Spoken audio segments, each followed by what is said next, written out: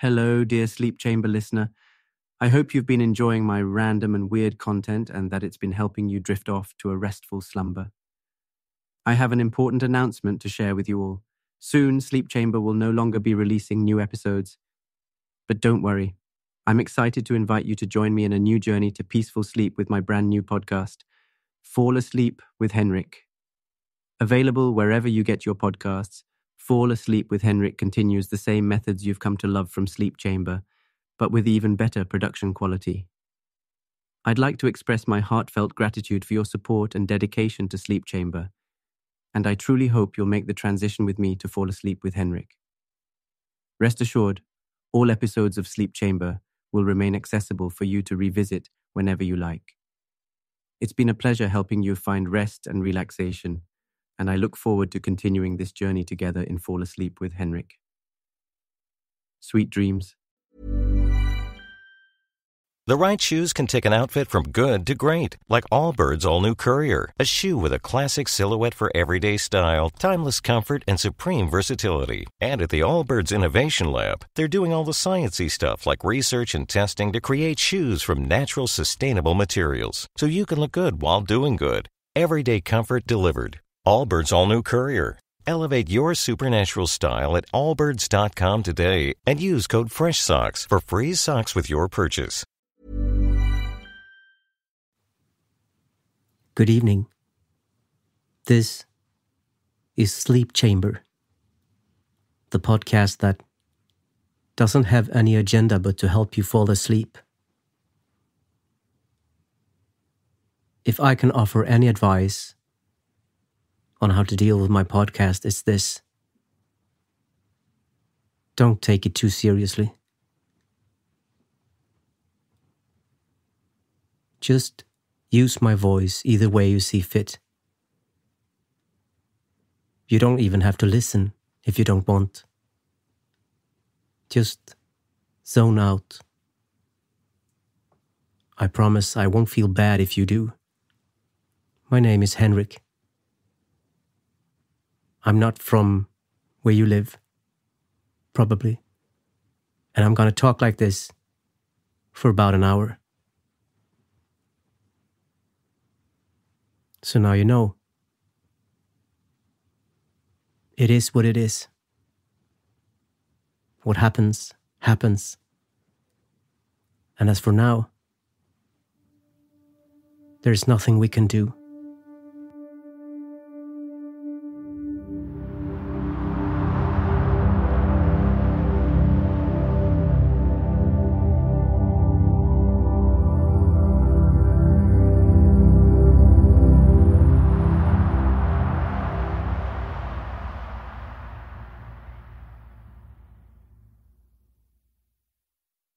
It was a dark and stormy night, and I was all alone walking through the city. The rain was coming down hard, and the wind was blowing through the streets.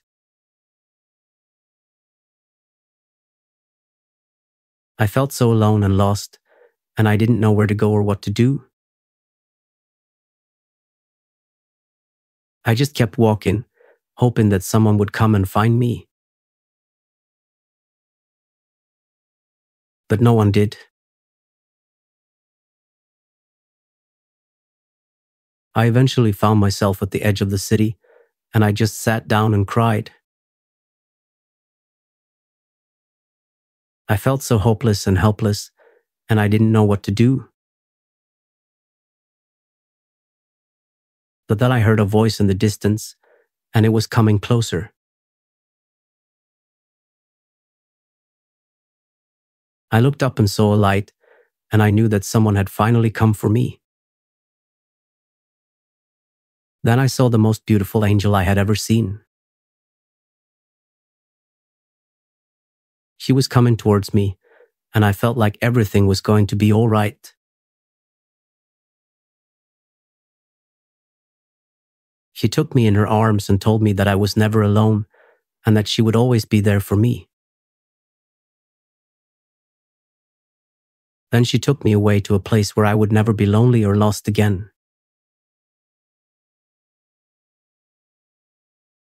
As of that day, I never walked alone through the city at night again.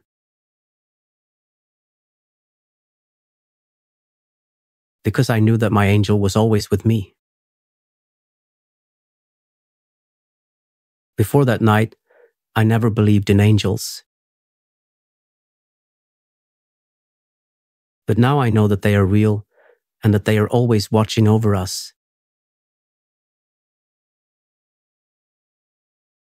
The thing is, sometimes we just need a little help to find our way back home. Perhaps you're feeling lost and alone right now.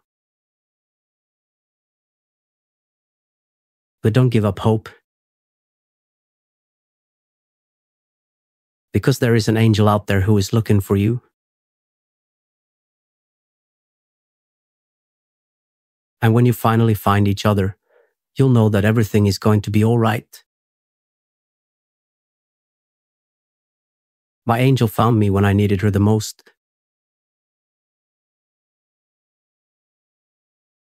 And she'll find you too. Someone is always looking for you. Never give up hope. Life is full of hardships and struggles. But it's also full of love and hope. And if you just keep moving forward, you'll eventually find your way back home.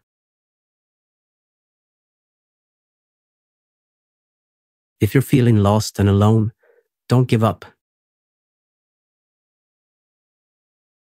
Because someone is looking for you. I keep thinking about that dark and stormy night and how lost and alone I felt.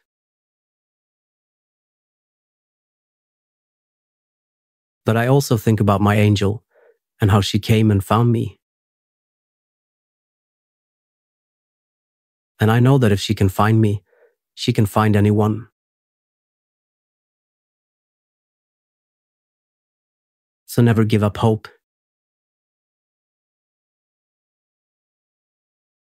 Because an angel is always watching over you.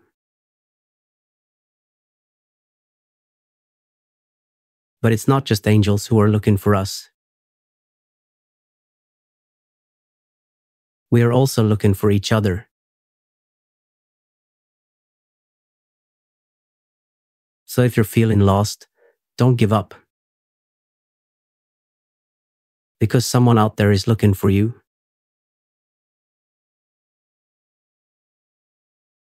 They're looking for you just like you're looking for them. For we are all lost souls searching for someone to bring us back home. You might say that you're not lost, but we all are in some way. We're all searching for something.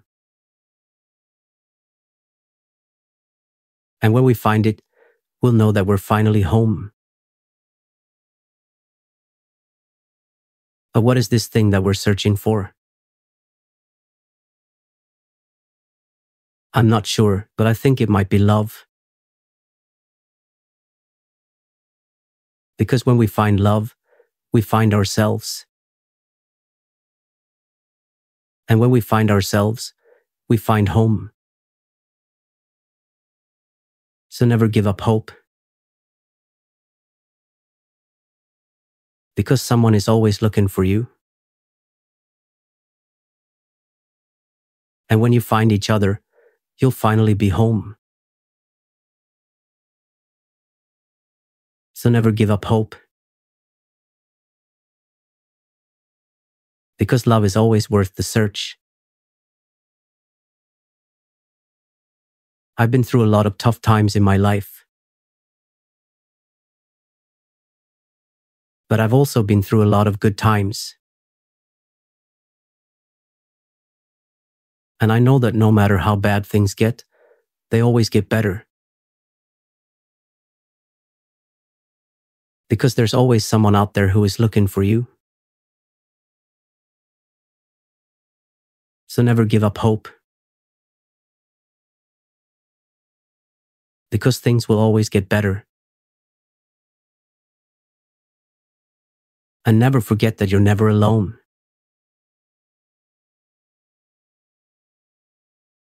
Because someone is always looking for you.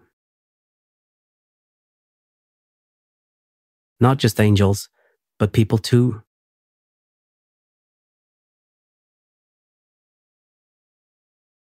So if you're feeling lost and alone, don't give up. Because someone out there is looking for you. They're looking for you, just like you're looking for them. For we are all lost souls, searching for someone to bring us back home. You might say that you're not lost, but we all are in some way. We're all searching for something. And when we find it, we'll know that we're finally home. But what is this thing that we're searching for? I'm not sure. But I think it might be love. Because when we find love, we find ourselves. And when we find ourselves, we find home. So never give up hope. Because someone is always looking for you.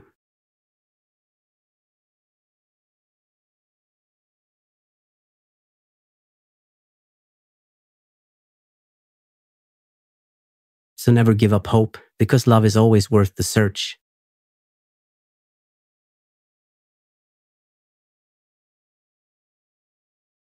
My neighbor Eric is always out walking his dog, no matter what the weather is like.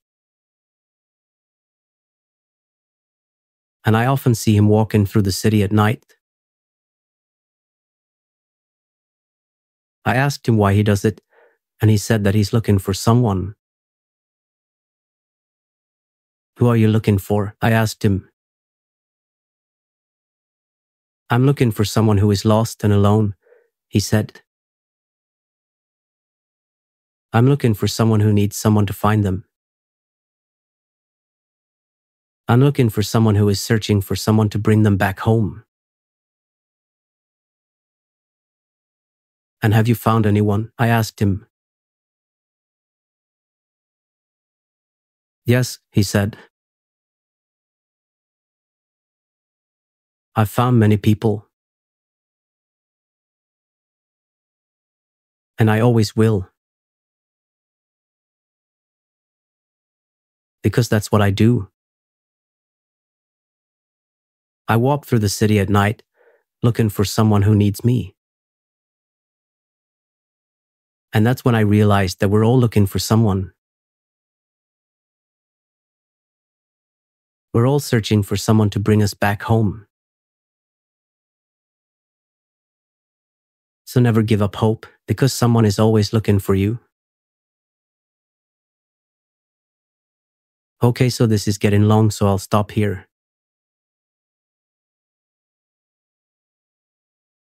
But I just wanted to say that if you're feeling lost and alone, don't give up hope.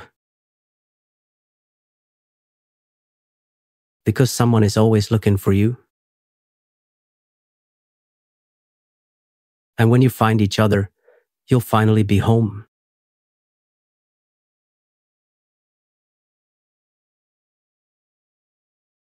I never used to think much about where I came from. I grew up in a comfortable middle-class family and had a pretty good life. I never had to worry about where my next meal was coming from, whether I would have a roof over my head, or if I would be safe and sound. I'm not saying that I was spoiled or anything like that.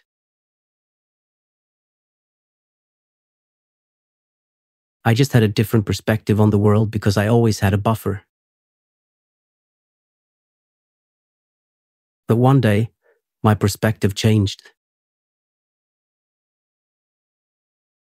I had an apartment, a job, and a car.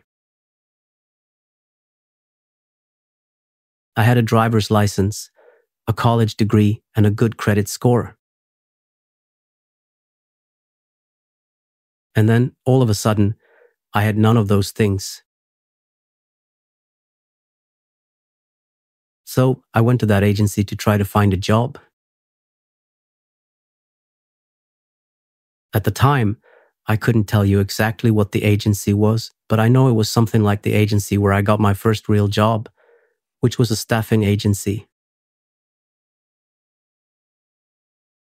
I was hired by a professional staffing agency, and it was through them that I landed a decent job with the Pittsburgh District Attorney.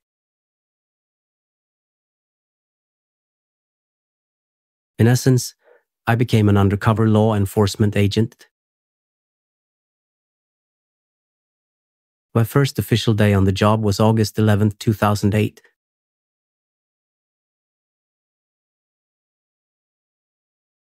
My life was pretty routine up until that point.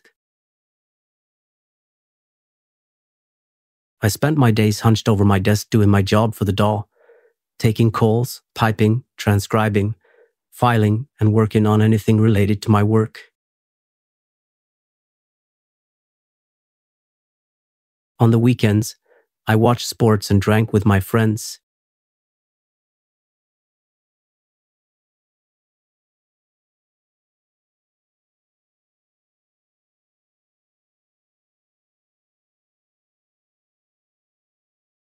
While I was in line, a plainclothes security guy came up and asked for my identification. "I'm from work," I said. "I work for a fucked up agency." "What are you doing here?" he asked. I couldn't reply. "'Cause I don't know what I am doing here." None of us really do. I came to work one day, and there was a message from an acquaintance that was asking for my number. I told her I didn't have a cell phone. She told me she would call the police and have them come and seize my phone and all the money I had on it, and I would have to give it to her if I wanted to receive the call. "That's crazy," I said. "I'm calling the police." "If you don't give it to me, they'll have to come and get it," she replied. I was skeptical. My impulse was to call the police myself and turn myself in, but I decided to wait.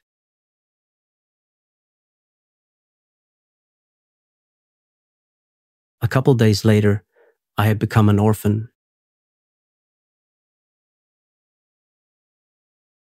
Yes, I had a mother who loved me and my two siblings. And yes, I had a father who loved us too. He was a hard worker, very kind and very ambitious. He was ambitious because he believed that if he worked hard enough, he could provide a better life for us.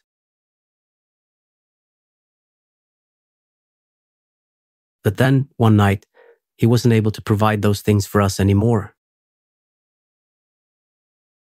He was useless. My childhood became nothing more than a lie.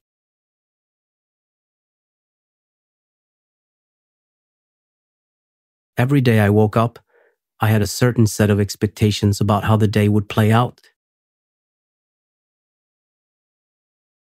And then, suddenly, I didn't have those expectations anymore. I woke up every morning with absolutely no idea of how the day would unfold. I had no idea how I was going to make ends meet. I had no idea how I was going to pay my bills. I had no idea how I was going to survive. That day I had never thought would happen to me. I realized that things were about to get a lot harder. I didn't have any family, so I didn't have a support system. I didn't have any money, so I was stuck in a city full of people that didn't care about me. I didn't know how to find a job or pay for things, so I was getting robbed at gunpoint every other day.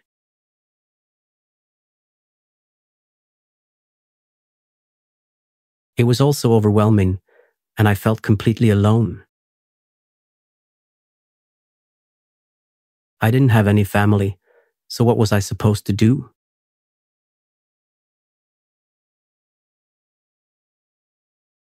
After a month or two of barely surviving, I walked into an unemployment office.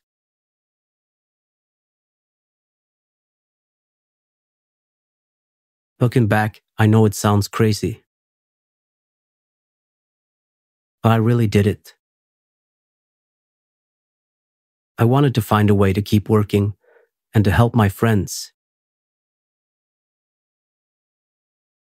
I became homeless about 2 years ago, and now I live in a homeless shelter in Orlando, Florida.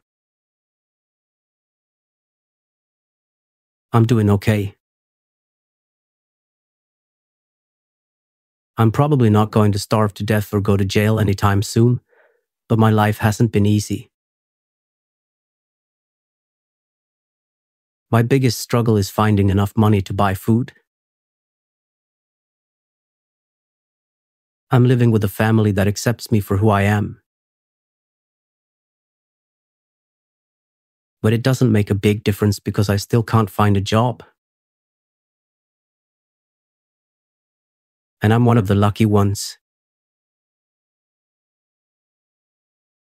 Many homeless people I've talked to say that there's more than enough food to go around in Orlando, but there's no way they can get to it. The poor face a world that's different from the one I grew up in. Money and fame and fortune are nice and all, but they do not solve the big problems in our lives. Happiness and security are not worth having, but it can be nice to get them from time to time. That said, once you make it out into the real world, you'll realize that the only thing you really need to be happy is the freedom to be yourself.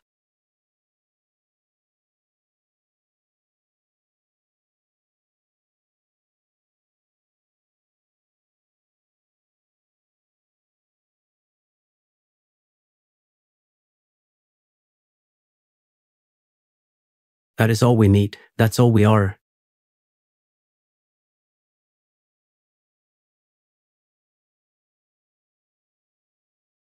She is not a woman who chose the traditional path.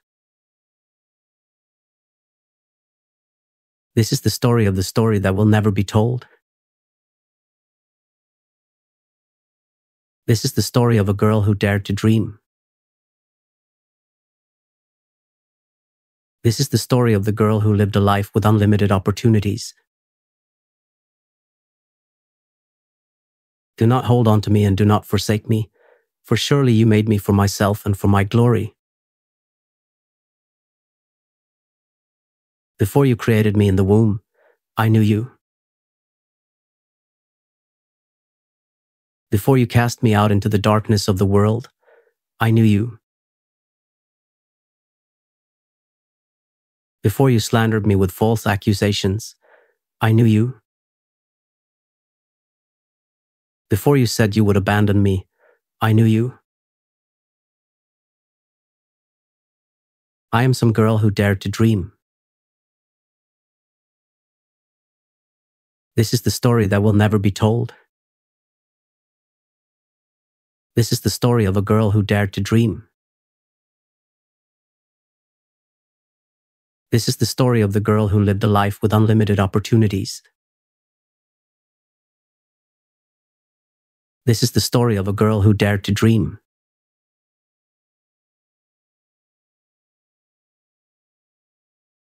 In a kingdom far beyond the rim, two young brothers were about to be parted forever, each of them in dread and despair of what they knew was going to happen. King Palandria had failed to keep his promise to King Happel, a treaty they'd made long ago to ensure the power of the second court over the seventh court, while King Happel and his first court had failed to keep their promise to King Palandria to never ally with the third court. They'd come a long way to reach this place, but now they were faced with what they'd hoped was an imaginary future, that of a powerful alliance with all the various court leaders of all the courts. But here they stood with the first court, and the second court to the north, and the third court to the south, and everything they believed they knew and loved being ripped apart by the costliest betrayal and treachery ever perpetrated by a prince and princess of the third court. In a kingdom far beyond the rim, in a kingdom far beyond the edge, in a kingdom far beyond the edges of this world, the castle stood, shrouded in darkness. I've recently acquired a copy of an ancient playbook. The game is called Fatal Mistakes. The rules of the game is instructive. One is instructed to drop the floor with a spear in his hands. Next, he is told to slash with a sword without holding it. In the same manner, he is instructed to tap the ground with his foot to destroy a dream. All this is done without placing an obstacle in the way of his enemy. In the first round of play, he is told to land on the heads of both opposing players. Afterwards, he is to knock them over with a stick in the feet. All this is repeated in the same manner over and over. At the end of the round, the winner goes forward, and when the dust has cleared, he is notified of who has been defeated and who is the victor. Now, how will this serve as entertainment? Because we are not yet ready to rise above the animalistic levels of competition and aggression, which make us seek to destroy our fellow men. When that time comes, we are ready. My dear youngsters, keep your eyes on the ball.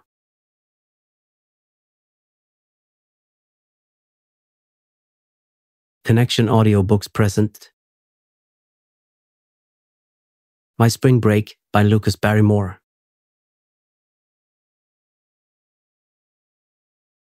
Dear Diary, my life is a mess. The mid-season finale. I do not think that I could have had more homework than I have now. Oh, no, my parents have set a date for us to go to Disneyland. My friends and I are totally excited. We talked to Becky about it, and she thinks it's a wonderful opportunity for us. We talked to Erica about it, too, and she really thinks it's the right decision. I do not see why my parents were making such a big deal about this. I am really excited to go. We did ask Erica if we could invite her and Aiden. She did not think so. Oh, well. At least Erica thinks it's a fun idea. Erica is a very destructive human being with a lot of aggression.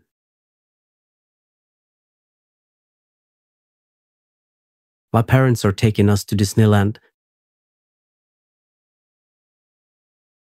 I am so excited. I think that I can talk about this to Dad. I talked to him, and he thought it was a good idea. We are also going to start homeschooling my brothers. Because of the issues with Erica. Our old teacher is retired, and we just found out that she is living in Tennessee. What a total loser. It's amazing how fast we got into homeschooling. I just had a discussion about it with Aiden. I really wanted to talk to Becky about it. I do not know if she did, but I am not going to bother her again. Becky is still in California with Aiden. Aiden will be returning soon.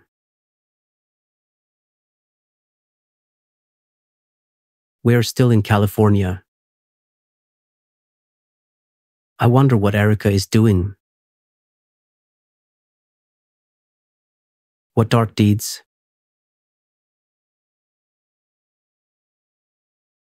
We did have a good talk. I just hope she does not turn into a balloon. Balloons are still visiting us in our dreams. The kids are still very excited about Disneyland. We can't wait. I am excited too. Aiden is also going to get to go. He really does love that park.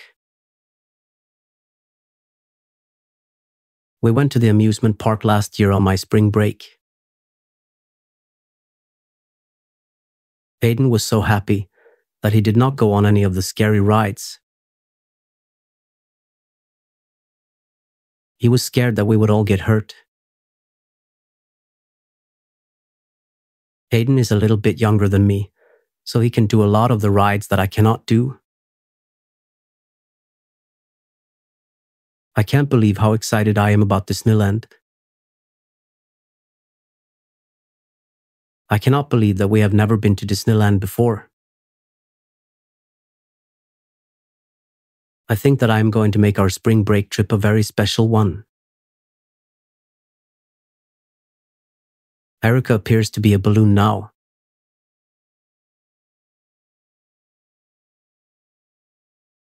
Here's your weekly dive into deep state actions. Rodents and rats may be more valuable than birds when identifying who's really winning the war on balloons. From balloon seizures by US authorities to the black market around the Philippines, animals don't seem to be part of the solution. From the Philippines to Africa, and from balloon seizures to toy smugglers, animals seem to be victims of the same long-term strategy as birds and mammals. And while toy dealers might be passing messages through rats, they don't seem to be trusting them for anything else. I'm left wondering if rat owners will eventually give up their rats and start training them as spies. And finally, pelicans are such losers. According to the pelican rights advocates working in the area, Armchair Village is the largest ballan and smuggling area in Cambodia. And these pelicans, the ones often seen landing at the thousands of shrimp farms in the region, would most likely be far more accurate at predicting the ultimate toy than the US Treasury Department. As you can see, the pelican is more focused on having a good day than the biggest part of the US Treasury Department. Although pelicans sometimes struggle with what to do with all the helium they're rummaging through, that's not an issue for the pelican that was filmed by 2 Vietnamese tourists. Although there are plenty of successful dog spies and plenty of successful pelicans, no humans seem to be doing very well at their job. At all.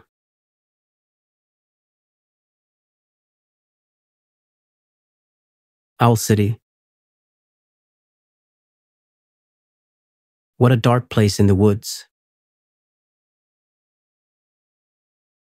Where were your sweet peas? Why were you using that special stone of yours? The stones of Hawkwood are usually found on the stones of other lands, so why couldn't you find them on the stones of Ravenwood? Your pea flowers will never grow here, or grow in your garden. What's happening with your sweet peas? Is your moon pendant damaged?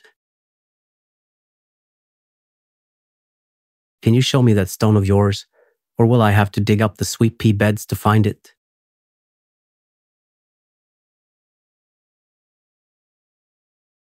The superhero best suited for housework is probably Iron Man. Maybe. Why not give Tony Stark the leg up when housework calls? He can fly up to his roof to scoop up cat litter and dispose of it.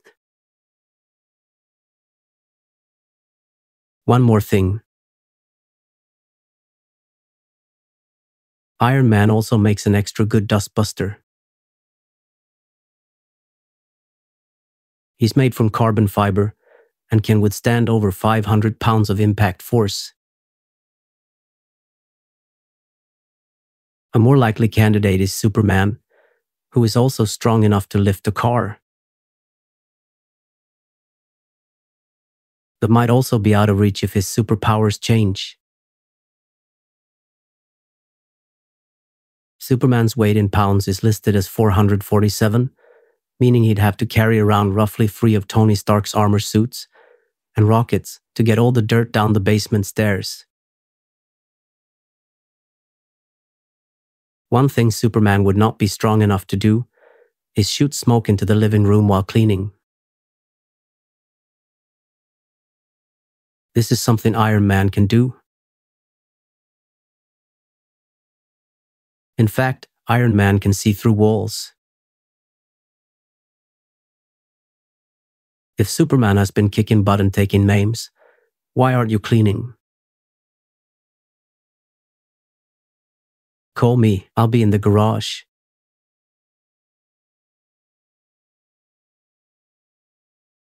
When two boxers meet on the street, their hands automatically clasp as if they knew they would meet again on the ring, like old friends, making the moment even more precious. It would be like that if Andy and Davey ended up meeting again on the ring. Andy wished this were true. His heart ached, and there was not a lot he could do about it. Late in the afternoon, Andy walked home in a gloomy mood. He was tired from his hard day at work and was thinking about the fun Davey must be having back in Vermont. How could they possibly work together now, given the growing distance between them? How could he stand going back to his own house, to be alone with his heart in turmoil over Andy and Davey? Maybe Davey didn't know how close he and Andy had been, or maybe he was too caught up in his own happiness to even notice how precious their friendship was to Andy. That night, Andy dreamed of Davey at his camp, talking about the things Andy missed about him, bringing out a photo album and showing Andy pictures from Andy's boyhood, revealing Davey's dad, Jim, and showing Andy pictures of Andy's parents, and talking about how he missed them. When Andy woke up in the early morning, he could see Davey as if he was right in front of him. He hugged him with his eyes still shut and thought about how much he would miss him, but would still love him in spite of that.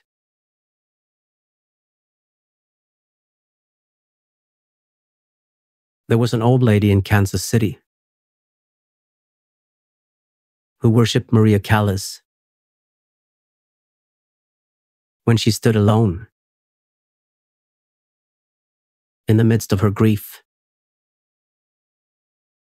her long hair draped like a rich veil. That woman suffered like the whole world. To hear the news of her death gave her tears that fell down to the walls, that pressed her like a suffocating blanket. And the waves of pain surged in her heart. But it was at that moment that Maria Callas vanished in that old lady's mind. And the old lady stood alone in her grief.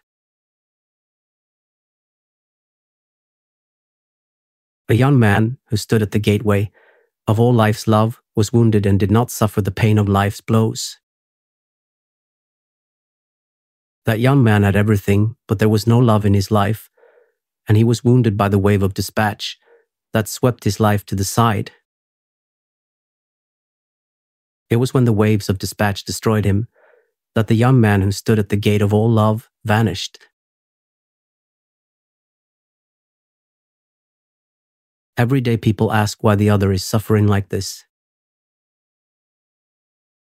The one thing is certain for anyone who loves his life. In this life you will sometimes be wounded by the waves. Then you will stand alone in your grief. And the waves of life will continue to shake your heart. It is what it is. What happens, happens. And as for now, there's nothing you can do.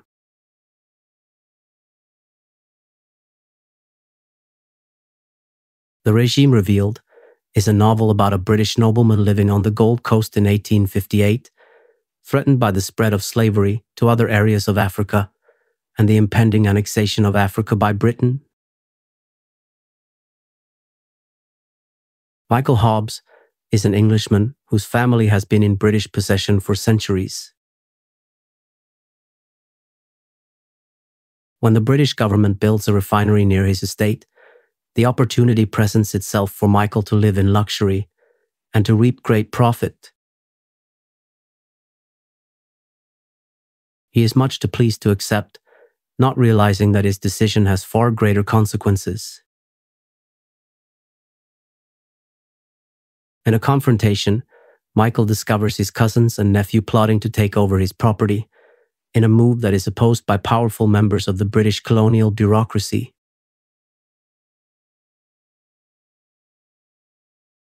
Michael himself is supported by the Regulator Party, led by the Loyalists, the British Loyalists who wish to preserve their power. A former slave arrives at the refinery as an indentured servant and is sold to Michael's nephew as a debt to his father. Michael's nephew is also a loyalist, but a part of Michael's plan has gone terribly wrong.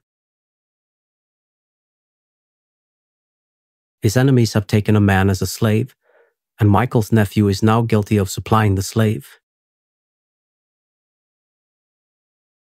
With the help of the Regulator Party, Michael is forced to uncover the truth, but only after a terrible incident and betrayal. It's not a very good book. Don't read it.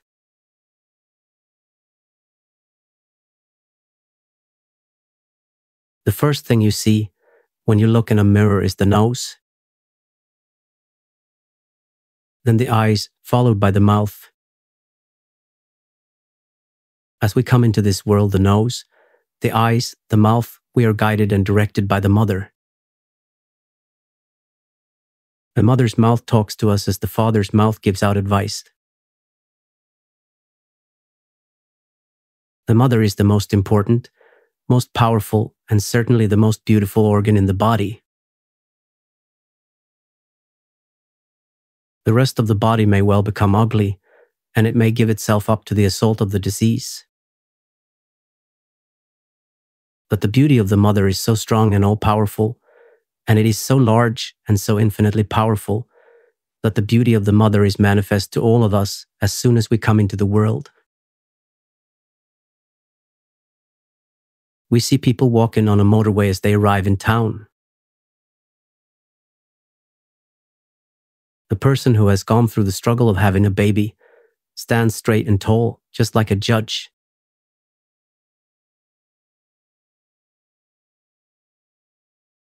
There are kids smoking and kicking the trash cans on the street outside. It's problem. What about our community? What about me staring at the kids from behind the curtain in my dark living room? What about my strange thoughts as I stare? The patterns.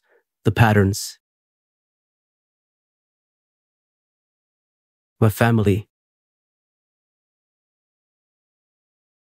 They're watching, my mom and dad, and I'm scared to make them old. What if I make them old? What would I be? But then I'm pulled out of my contemplation. An interruption. Who's that behind the curtain? Did he just get here?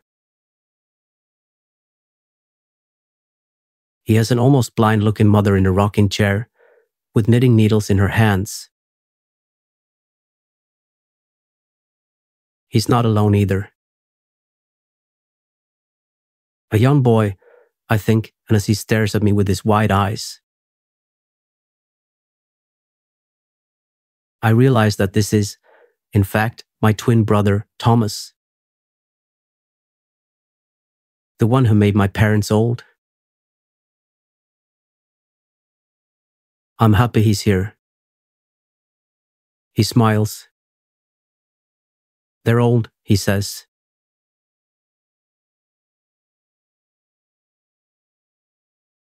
I wrote to my senator for the first time ever. The letter was brief, but I told him how much I loved his role in Congress and thought I could really get behind his cause.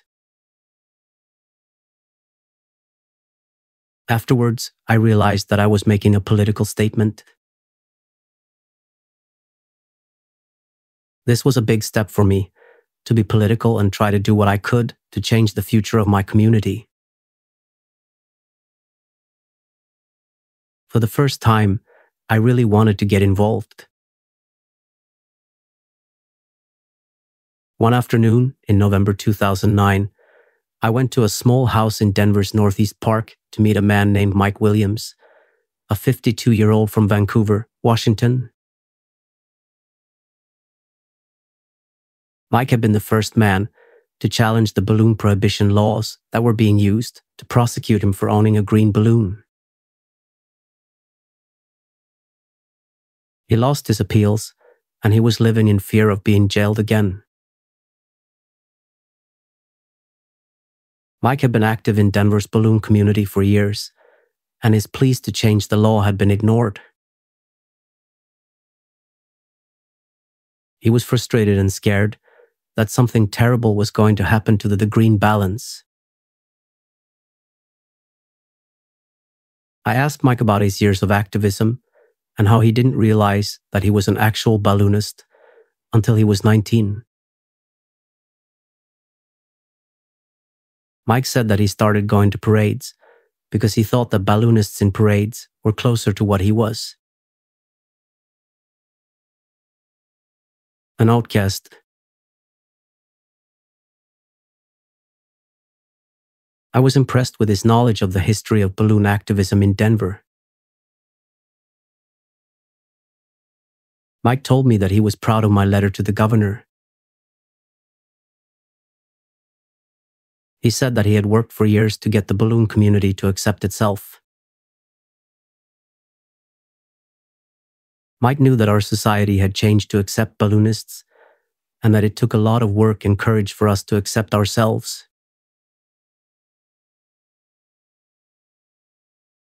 That night, Mike invited me to dinner at the Bistro Express, a popular restaurant in Denver's Northeast Park. During dinner, We talked about our backgrounds. Mike was born to a single mother. His father had disappeared when he was young, and he hadn't talked about him since. I had the same story.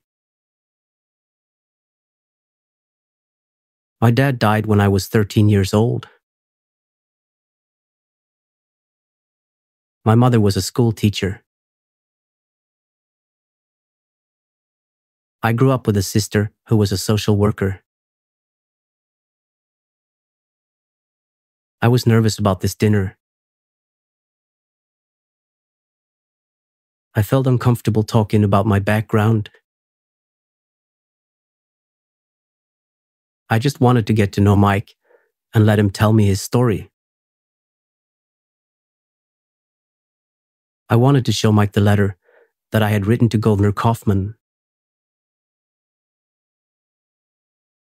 When I handed him the letter, I told him that I didn't really want to take him out to dinner, but that he deserved it.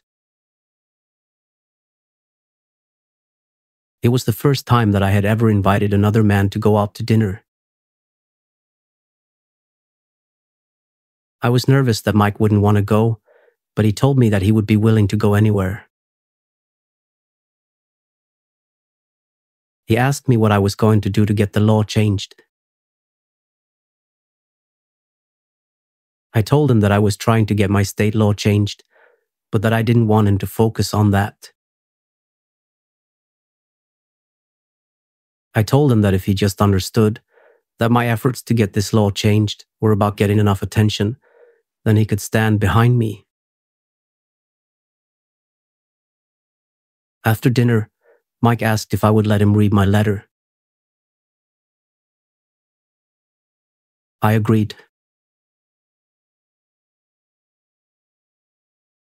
We walked to the entrance of a small park across the street from the Bistro Express. Mike told me that he hadn't wanted to walk in front of the restaurant, so he could read my letter from the sidewalk. We had a good laugh about this, as I pointed out that I wasn't really standing in front of the restaurant, but just in front of the newspaper stand that I had put the letter on when I went in.